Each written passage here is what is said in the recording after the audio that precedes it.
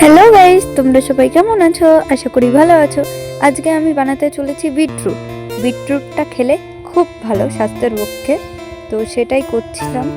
আমি আগে বিটরুটটা করে ফ্রিজের বরফ রাখার ওতে আমি রেখে দিয়েছিলাম। তো চলো, হয়ে গেছে বিটরুটটা, খাচ্ছিলাম আমি।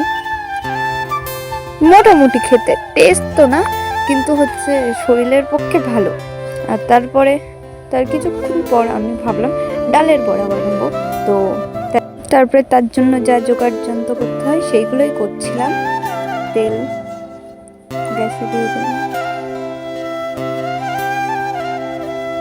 তেলটা গরম হচ্ছিল, গরম গরম ডালের বড়া আর তার সাথে চা। এদিকে চা বসিয়ে দিলাম। তারপরে দেখো একটু একটু করে দিয়ে দিলাম। খেতে খুব সুন্দর হয়েছিল ডালের বড়া। কার কার খেতে ভালো লাগে কমেন্টে জানিও।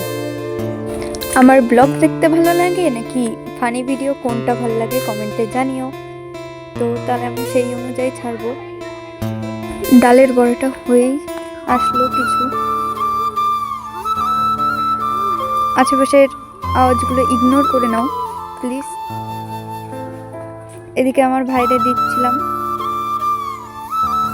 ও কখনোই জিনিস ভালো হলেও কখনো বলবে না যে ভালো হয়েছে। ও কখনোই বলে না যে কোনো জিনিস ভালো হয়েছে কিনা। বই পড়ছিল ও আর কি। তারপরে আমি বলছি ভালো হয়েছে, তখন লাইক দেখাচ্ছে।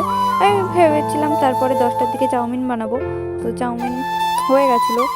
তো চলো, বাই বাই।